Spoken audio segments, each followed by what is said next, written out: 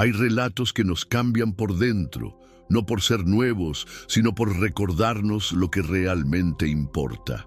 Hoy, más que información, lo que queremos compartir contigo es una revelación, porque detrás de cada versículo, cada escena de esta historia, hay una verdad que puede tocar tu corazón, renovar tu fe y darte un nuevo sentido a todo lo que estás viviendo. Si estás aquí hoy, no es casualidad. Dios tiene un propósito para tu vida. Sé lo que estás sintiendo y esta historia puede transformar tu día en el nombre de Jesús. Amén. Hoy vamos a recorrer juntos la vida de Jesús, desde su humilde nacimiento en Belén hasta los últimos momentos comiendo con sus discípulos. No es solo una biografía, es una jornada de redención, amor y promesas cumplidas. Y antes de comenzar, te hago una invitación especial. Si este mensaje toca tu vida, suscríbete al canal y activa las notificaciones. Al hacerlo, nos ayudas a seguir compartiendo contenidos espirituales como este, con más frecuencia y alcance. Gracias por ser parte de esta comunidad que busca crecer en fe y propósito. Jesús, el Salvador del mundo, no nació en un palacio ni rodeado de riquezas. Su llegada fue en un humilde establo de Belén, entre animales y heno, porque no había lugar para ellos en la posada. Lucas 2:7. Desde el principio, Dios nos mostró que lo más grande puede manifestarse en lo más sencillo. El Hijo de Dios nació lejos del lujo, pero envuelto en propósito eterno. Mientras muchos esperaban un Mesías poderoso y guerrero, Dios envió a su Hijo en la fragilidad de un recién nacido. La profecía de Miqueas 5:2 se cumplía. Y tú, Belén, de ti me saldrá el que será Señor en Israel. Pero los sabios religiosos no lo reconocieron. ¿Por qué? Porque a veces la religiosidad nos ciega ante la obra real de Dios. Quienes sí lo vieron fueron los humildes pastores. Ángeles celestiales se les aparecieron con un mensaje glorioso. Hoy les ha nacido un Salvador, que es Cristo el Señor. Lucas 2:11.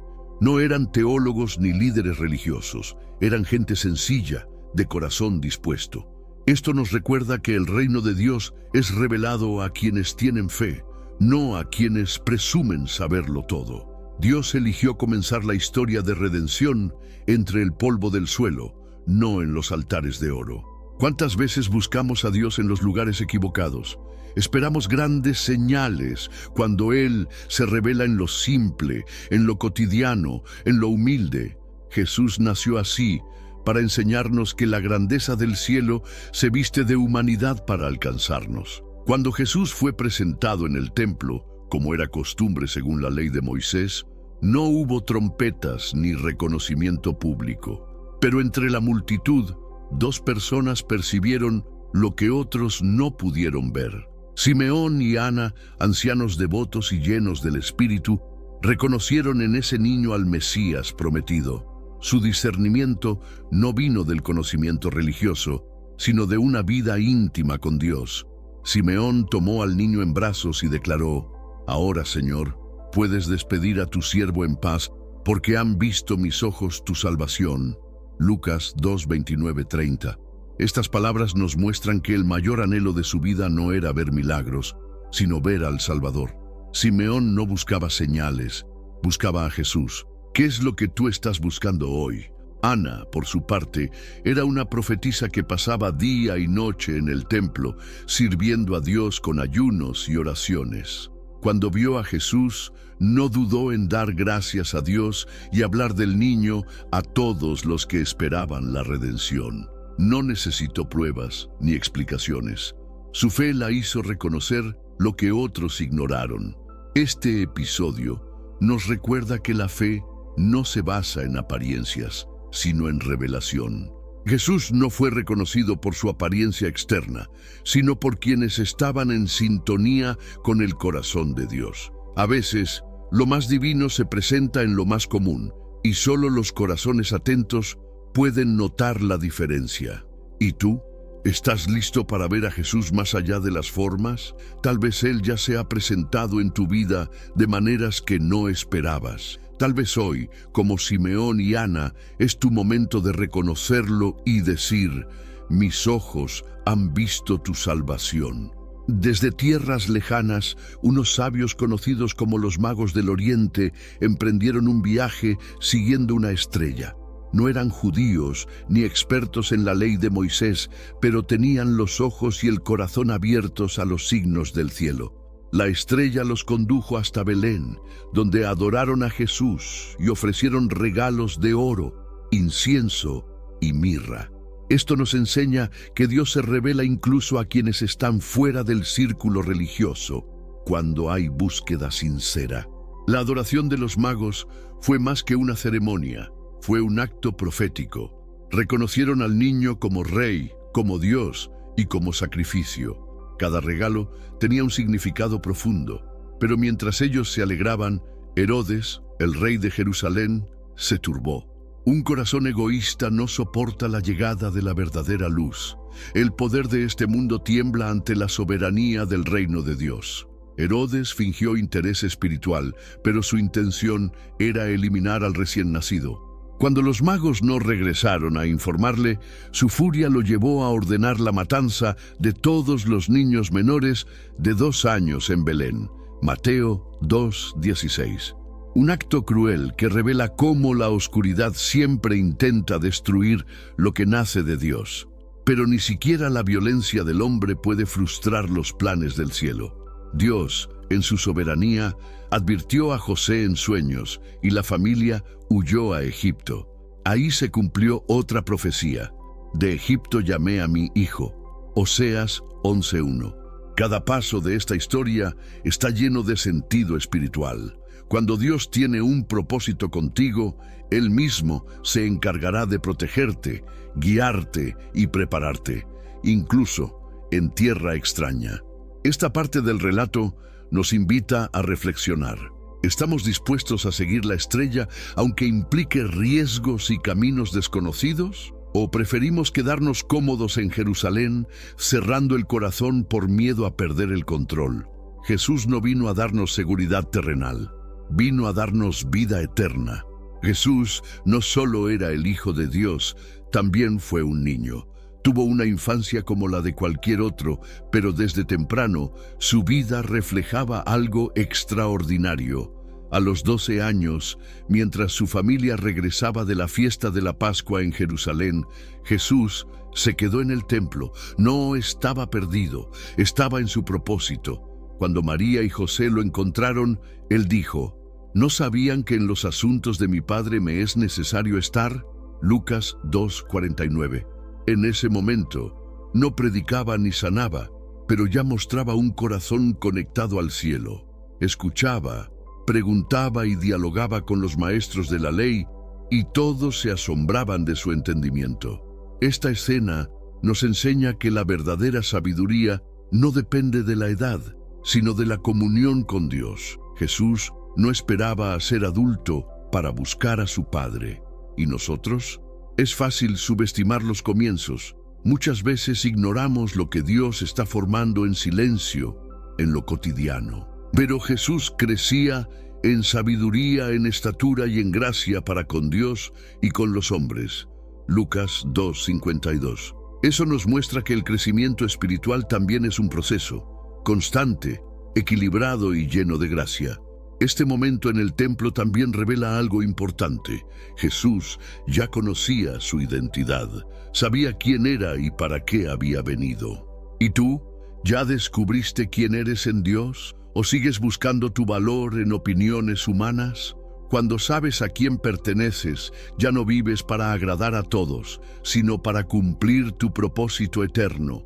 El niño de Belén no solo creció en cuerpo, sino en visión, en misión, en pasión por el reino. Su vida nos llama a despertar desde temprano, a no perder tiempo, a no desperdiciar años buscando en lo externo lo que solo se halla en Dios. El ministerio público de Jesús comenzó con un acto de humildad, el bautismo.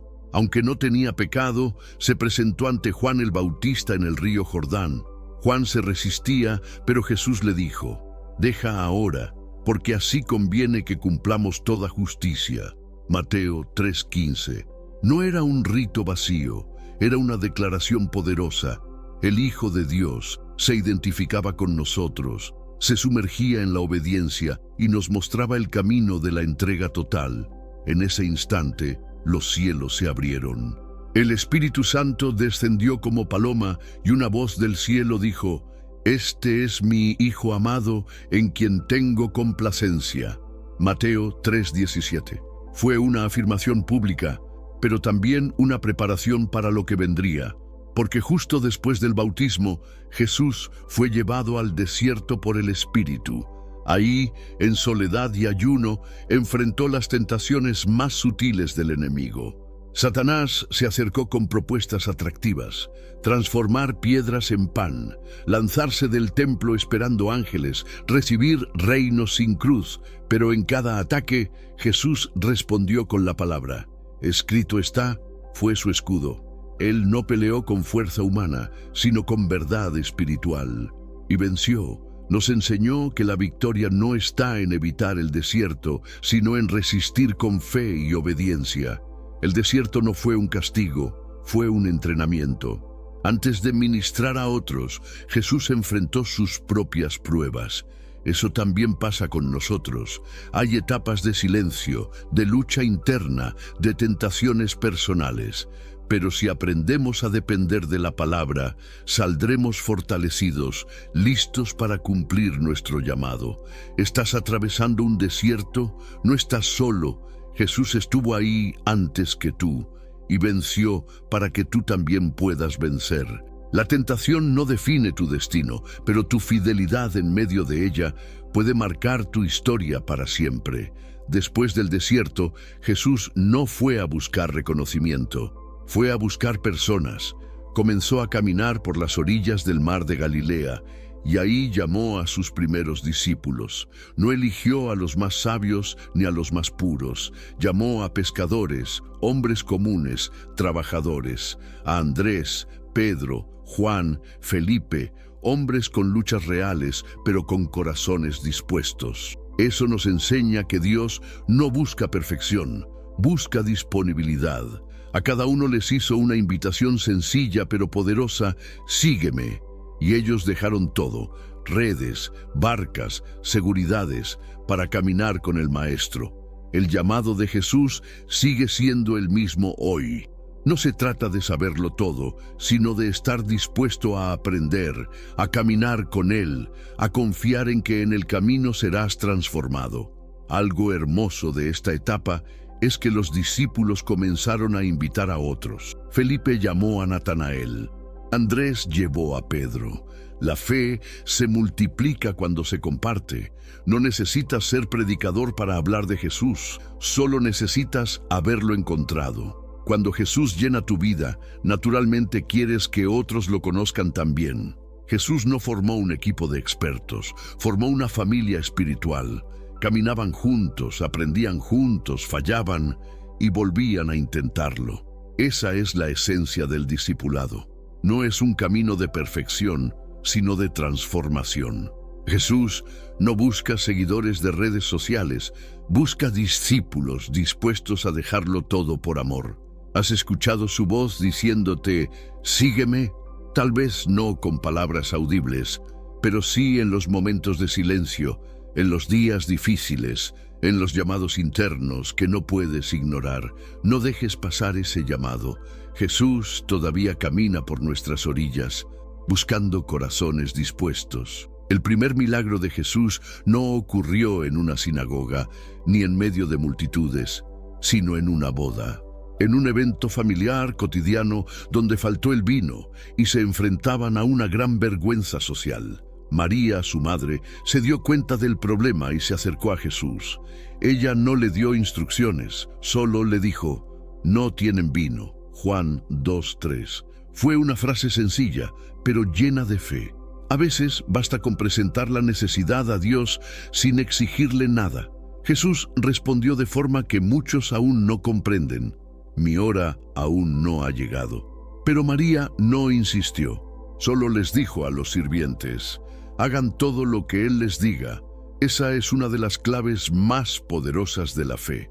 confiar sin controlar, obedecer sin entenderlo todo. Jesús mandó llenar de agua 6 tinajas de piedra, y esa agua se transformó en el mejor vino de la fiesta.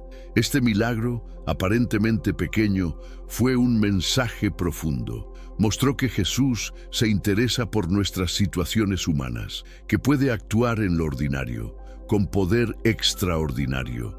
El agua común se volvió vino fino. Así también, lo que tú consideras simple o insignificante en manos de Jesús puede convertirse en algo glorioso. Caná nos enseña que el poder de Dios no necesita espectáculo. Jesús no hizo alarde ni se anunció.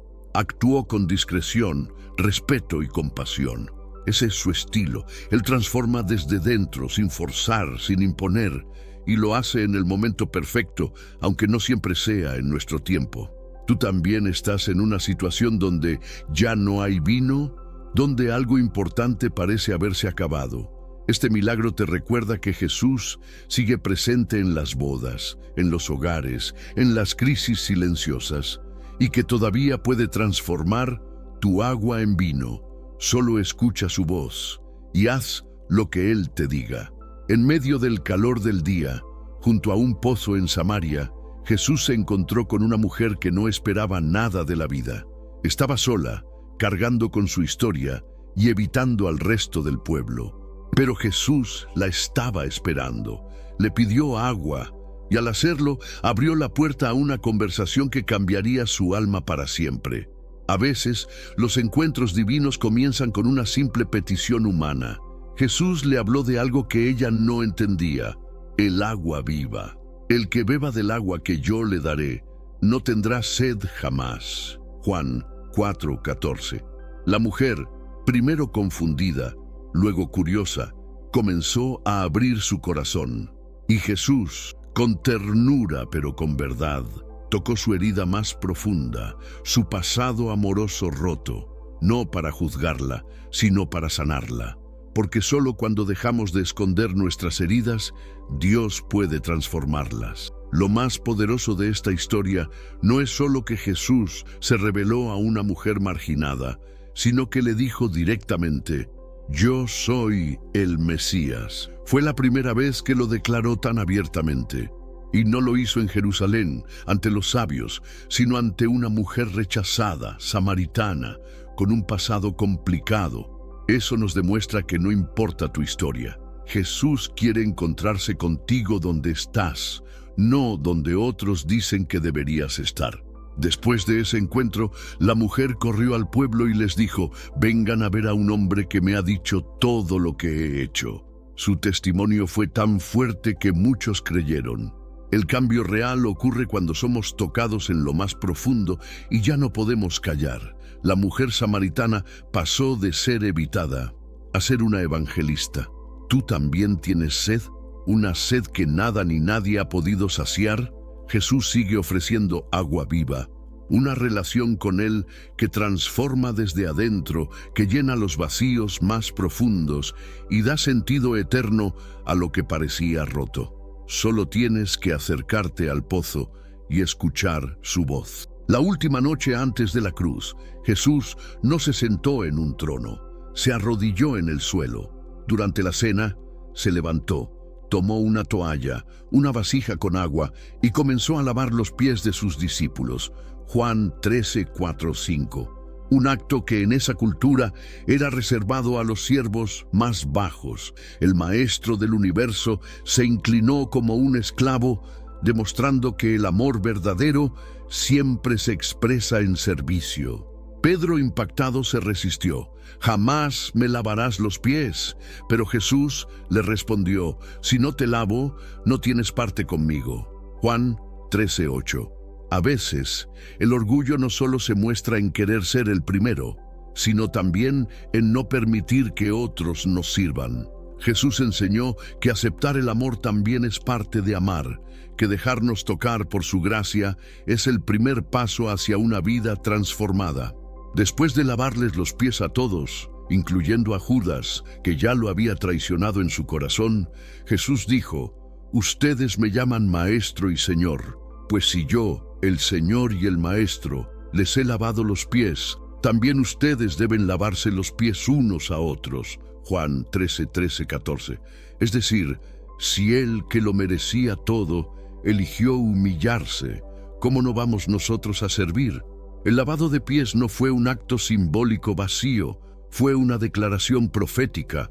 Jesús les mostró a sus discípulos que el reino de Dios no se edifica con poder, sino con compasión, que liderar no es mandar, sino cuidar, que amar no es controlar, sino servir. Ese es el corazón del Evangelio, amor que se dobla, manos que se ensucian, corazones que se entregan. Hoy, en un mundo donde todos quieren ser servidos, Jesús nos recuerda que el camino de la grandeza pasa por el suelo. ¿Estás dispuesto a arrodillarte, a perdonar, a ayudar, a tocar las heridas de otros? Porque el verdadero seguidor de Cristo no se mide por cuánto sabe, sino por cuánto ama y cuánto sirve. La estrella que guió a los magos no fue un adorno navideño, fue una señal divina, un fenómeno celestial que apareció para marcar uno de los momentos más importantes de la historia, el nacimiento del Mesías. Los magos del Oriente, expertos en observar los cielos, notaron que algo distinto estaba ocurriendo y decidieron seguir esa luz, sin saber exactamente a dónde los llevaría. A veces, Dios no nos da un mapa, solo una estrella. ¿Te atreverías a seguirla? Esta historia, relatada en Mateo 2, nos enseña que los cielos también hablan, que Dios utiliza su creación para enviar mensajes. Salmo 19:1 dice: «Los cielos cuentan la gloria de Dios, y el firmamento anuncia la obra de sus manos». El universo entero es un escenario donde el Creador sigue hablando, a quienes tienen ojos para ver y corazones para escuchar. La estrella no solo indicó el lugar, también fue una confirmación. Cuando los magos la vieron detenerse sobre Belén, se llenaron de gran gozo. Mateo 2:10.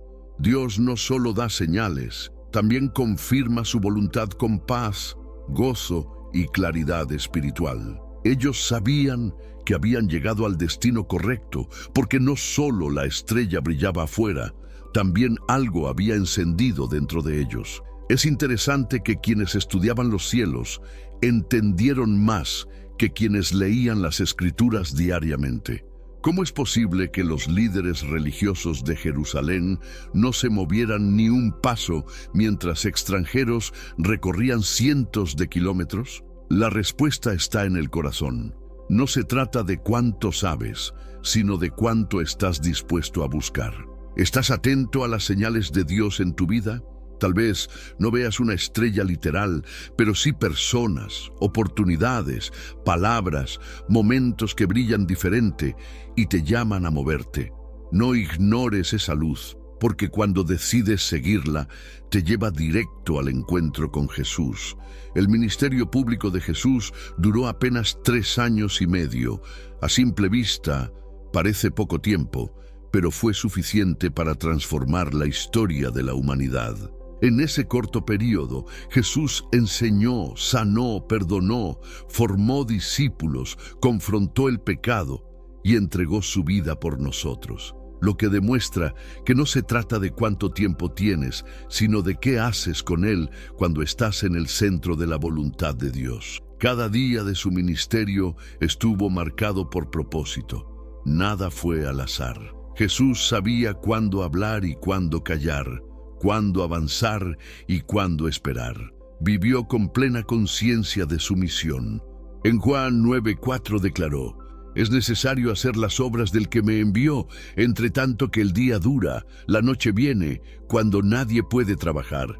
Su sentido de urgencia no era ansiedad, era pasión por obedecer. Durante esos 3 años y medio se cumplieron más de 300 profecías del Antiguo Testamento. Cada paso de Jesús estaba en línea con la voluntad del Padre.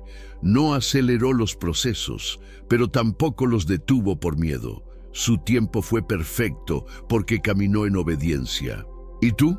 ¿Estás viviendo en tu tiempo o en el de Dios? El número 3,5 también tiene un significado profético. Representa un tiempo de prueba, transición y cumplimiento. En Apocalipsis y Daniel aparece como símbolo de un período donde Dios actúa con poder en medio de la oposición. Así también fue la vida pública de Jesús, marcada por milagros, pero también por persecución, por gloria y por cruz. Estos 3 años y medio nos desafían a vivir con intención, a no posponer nuestro llamado, a entender que cuando Dios dice es ahora, no debemos esperar otro momento, porque no es la duración lo que da fruto, es la obediencia. Jesús sabía lo que venía, pero no retrocedió. Entró a Jerusalén no como un conquistador armado, sino montado en un burro, símbolo de paz. La multitud lo recibió con palmas y gritos de Hosana, reconociendo en él al Hijo de David, al Mesías prometido. Fue una bienvenida llena de gozo, pero también de contradicción. Muchos que lo aclamaban pronto lo rechazarían. Los discípulos lo acompañaban con entusiasmo, sin comprender del todo la profundidad del momento. Para ellos era el inicio de la gloria. Para Jesús era el comienzo del sacrificio. Zacarías 9:9 se cumplía ante sus ojos. He aquí tu rey viene a ti, humilde y montado sobre un asno. Era una escena profética envuelta en humanidad. Los fariseos miraban desde lejos, molestos por la aclamación popular. Le pidieron a Jesús que hiciera callar a la gente, pero él respondió: si estos callan, las piedras clamarán. Lucas 19:40. Cuando la verdad entra en una ciudad, todo vibra. Nada puede detener la manifestación del reino. ¿Y tú? ¿Cómo recibes a Jesús cuando se acerca a tu vida? ¿Con palmas, emoción y entrega sincera, o con protocolos, dudas y distancia?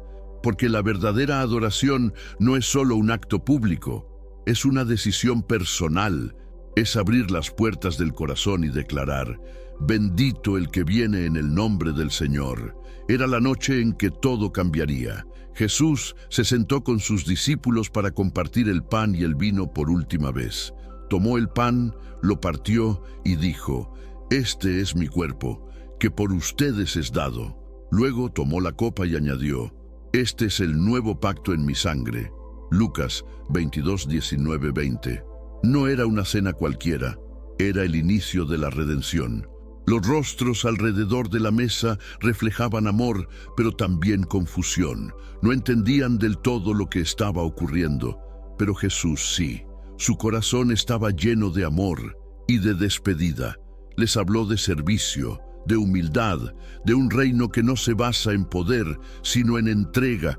En ese momento no era el rey en gloria, sino el amigo fiel. Anunció que uno lo traicionaría. El ambiente se volvió tenso. Judas, ya decidido en su corazón, permanecía en silencio. Aún así, Jesús le ofreció el pan. Incluso en la traición, Él ofrecía gracia, porque el amor de Dios no es selectivo, es absoluto. Jesús terminó la cena lavando los pies de los discípulos, una enseñanza viva. Si yo, el Señor, les he lavado los pies, también ustedes deben hacerlo los unos a los otros. Juan 13:14. Esta no era solo una comida, era una lección eterna de servicio, entrega y pacto. En el huerto de Getsemaní, Jesús mostró su lado más humano. Se apartó para orar, con el alma muy triste hasta la muerte. Mateo 26:38. Cayó de rodillas y clamó: Padre, si es posible, pase de mí esta copa, pero no se haga mi voluntad, sino la tuya. Era el peso del pecado, la anticipación del dolor y la decisión de seguir adelante. Mientras tanto, sus discípulos dormían. Jesús luchaba solo, aunque no estaba solo. Un ángel vino a fortalecerlo, pero la angustia era tan profunda que sudaba como gotas de sangre. El Salvador del mundo se quebraba, no por falta de fe, sino por obediencia extrema. En ese lugar, la victoria ya comenzaba. Luego vino Judas, acompañado por soldados. Le dio un beso y con él la señal de traición. Jesús no huyó. Se levantó con dignidad y entregó su vida. ¿A quién buscan?, preguntó. Y al pronunciar «Yo soy», todos retrocedieron y cayeron. Aún en su entrega, El poder de su palabra no se extinguía. Getsemaní nos enseña que la obediencia no siempre es cómoda, pero siempre es santa, que la fe no evita la angustia, la transforma, y que los momentos más difíciles de nuestra vida pueden ser también los más decisivos espiritualmente. Jesús fue llevado ante el Sanedrín. Lo acusaban sin pruebas, con testigos falsos, y buscaban cualquier motivo para condenarlo. Pero él guardó silencio, no porque no tuviera defensa, sino porque su misión era mayor que su reputación. El Cordero se ofrecía en silencio, cumpliendo Isaías 53:7. Como cordero fue llevado al matadero y no abrió su boca. Mientras tanto, Pedro lo seguía de lejos. Cuando fue confrontado por una sirvienta y otros testigos, negó conocer a Jesús, no una, sino 3 veces. Y al oír el gallo cantar, sus ojos se cruzaron con los de su maestro. Pedro lloró amargamente. No fue la vergüenza lo que lo quebró, fue la mirada de amor en medio de su traición. Jesús también fue presentado ante Pilato. El gobernador romano no encontró culpa en él, pero cedió ante la presión del pueblo. ¿A quién quieren que libere? ¿A Barrabás o a Jesús? Y eligieron al criminal. Así, la injusticia humana sirvió al plan divino, porque incluso el rechazo fue parte del camino a la cruz. En ese juicio, no fue Jesús quien perdió, fue el sistema humano el que se reveló roto, y aún así, él no condenó, no insultó, no respondió al odio con odio. Su silencio fue más poderoso que cualquier defensa, porque su destino no dependía de los jueces, sino del cielo. Jesús fue clavado en una cruz entre 2 criminales, la corona de espinas sobre su cabeza, los clavos en sus manos y pies, y el peso de los pecados del mundo sobre sus hombros. Aún en ese sufrimiento indescriptible oró: Padre, perdónalos, porque no saben lo que hacen. Lucas 23:34. Su amor no se quebró con el dolor. Muchos lo miraban, algunos se burlaban, otros lloraban. María, su madre, estaba allí, con Juan. Jesús, colgado del madero, no pensaba en sí mismo, sino en ellos. Le dijo a Juan: «He ahí tu madre». Incluso en la cruz, cuidó de los suyos. Uno de los ladrones se burló. El otro, con humildad, le pidió: «Acuérdate de mí». Y Jesús le respondió: «Hoy estarás conmigo en el paraíso». Fue la última redención antes de su último suspiro. Su muerte no fue derrota, fue victoria sellada con sangre.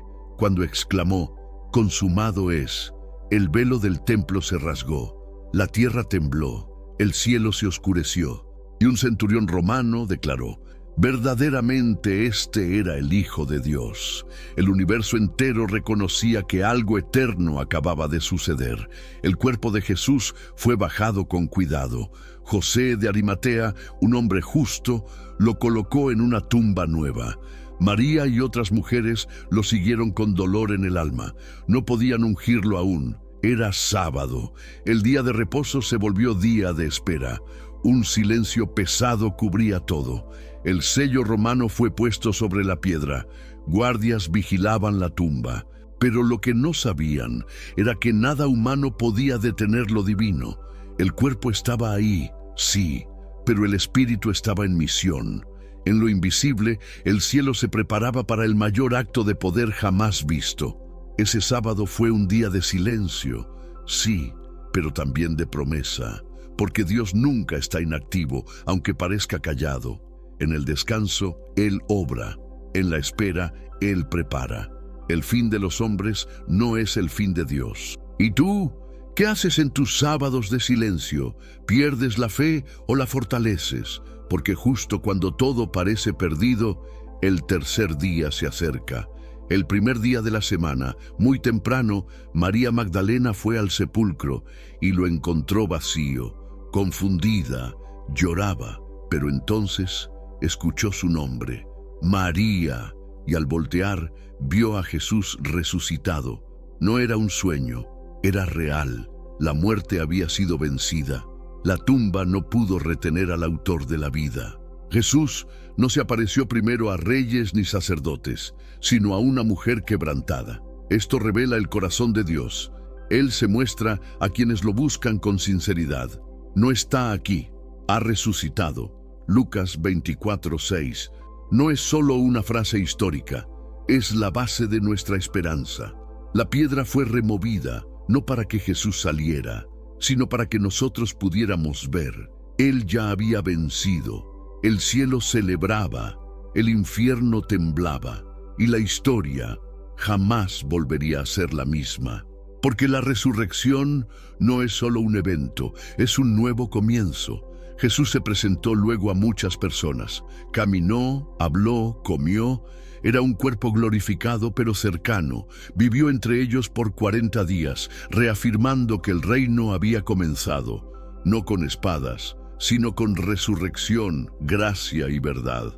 ¿Y tú, vives como alguien que cree que Jesús está vivo? ¿O sigues buscando entre los muertos al que vive para siempre? 2 discípulos caminaban hacia Emaús, tristes, desilusionados. Hablaban sobre lo ocurrido. No sabían que Jesús resucitado los acompañaba. Él les preguntó de qué hablaban, y mientras caminaban, les explicó las Escrituras, desde Moisés hasta los profetas.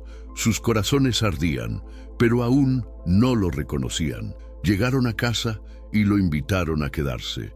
Al partir el pan, se les abrieron los ojos. Era Jesús. En ese acto cotidiano, lo reconocieron, y en ese mismo instante, Él desapareció. No porque se alejara, sino porque ya había encendido en ellos la fe necesaria para ver más allá de los ojos. Ellos regresaron a Jerusalén esa misma noche. El camino de regreso fue diferente.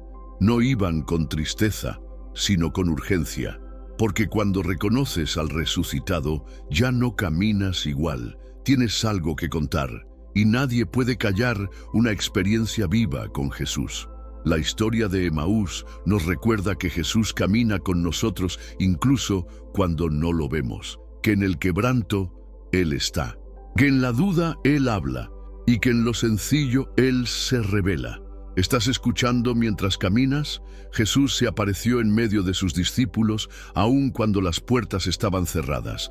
Les dijo: «Paz a ustedes». Les mostró las manos y el costado. El miedo se volvió gozo, la duda fe, y el encierro misión. Luego sopló sobre ellos y dijo: «Reciban el Espíritu Santo». Juan 20:22. Pero Tomás no estaba, y cuando se lo contaron, no creyó. Dijo: «Si no veo, no creeré». 8 días después, Jesús vino de nuevo, solo por él. «Pon tu dedo aquí». Y Tomás cayó de rodillas. «Señor mío y Dios mío». Jesús le respondió: «Bienaventurados los que no vieron y creyeron». Jesús no condenó la duda, la transformó. Dio evidencia, pero también llamó a una fe que va más allá de lo visible. Porque seguirlo no es ver primero, es confiar, y confiar te abre los ojos. Antes de ascender, les dio la gran comisión: vayan por todo el mundo y prediquen el Evangelio a toda criatura. No era una sugerencia, era un llamado. Ellos, los antes temerosos, ahora eran testigos. El mundo sería cambiado por su testimonio. 40 días después de la resurrección, Jesús llevó a sus discípulos al Monte de los Olivos. Allí les recordó la promesa del Padre: recibirán poder cuando venga sobre ustedes el Espíritu Santo. Hechos 1:8. No era una despedida, era una transición. Estaban a punto de pasar de seguidores a portadores del reino. Jesús levantó sus manos y los bendijo. Mientras hablaba, comenzó a ascender.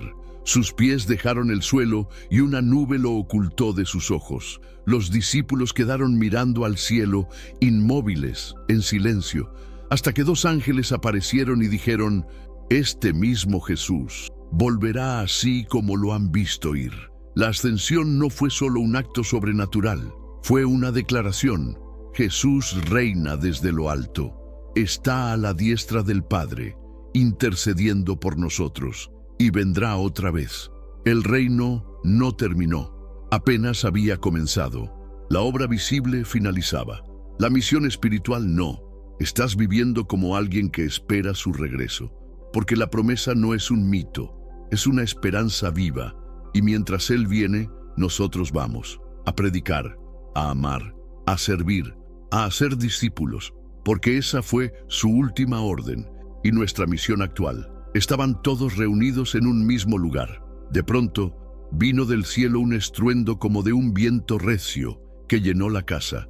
Aparecieron lenguas como de fuego sobre cada uno de ellos, y fueron llenos del Espíritu Santo. Pentecostés no fue una emoción, fue una activación divina. Pedro, el mismo que antes negó, ahora se puso de pie con valentía. Predicó con poder, citando a Joel y proclamando a Jesús como el Mesías resucitado. Ese día, 3000 personas creyeron y fueron bautizadas. La iglesia había nacido no en una estructura, sino en un mover del Espíritu. La comunidad crecía, compartía todo, partía el pan y oraba juntos. Los milagros se multiplicaban y el amor era visible. No tenían templos, pero sí poder. No tenían fama, pero sí propósito. Y el mundo comenzó a cambiar desde Jerusalén hasta lo último de la tierra. Pentecostés no fue un evento aislado. Fue el inicio de una era. El Espíritu no descendió solo para un grupo, sino para todos los que creen. Hoy, ese mismo fuego sigue disponible, esa misma unción, ese mismo llamado. La historia de Jesús no termina en la cruz, ni en la tumba vacía. Continúa en ti, en mí, en cada corazón dispuesto a decir: aquí estoy, Señor, envíame. La historia de Jesús no es solo un relato antiguo, es una invitación viva a conocer al Hijo de Dios y dejarnos transformar por Él. Desde su nacimiento en Belén hasta su último gesto de amor en la cruz, Jesús nos mostró el corazón del Padre, lleno de compasión, verdad y redención. Su vida nos reta a mirar más allá de lo superficial y a caminar con fe en medio de un mundo que muchas veces camina en la oscuridad. Hoy, después de todo lo que escuchaste, quiero dejarte algunas preguntas. ¿Estás viviendo tu propósito o simplemente sobreviviendo? ¿Has reconocido a Jesús como el Mesías o sigues esperando otra señal? ¿Estás dispuesto a servir, amar y seguirlo, incluso cuando no entiendas todo el camino? Jesús no vino a fundar una religión, vino a restaurar una relación. Con cada palabra, con cada milagro, con cada paso hacia la cruz, Él abrió un camino que hoy sigue disponible para ti. El Evangelio no es una historia bonita, es poder para cambiar vidas, empezando por la tuya. Gracias por acompañarnos una vez más. Si este mensaje tocó tu corazón, te invito a suscribirte al canal y activar las notificaciones. Eso no solo nos ayuda, sino que permite que más personas reciban contenido como este. Que Dios te bendiga grandemente y que la paz de Cristo habite en tu hogar. Hasta el próximo video.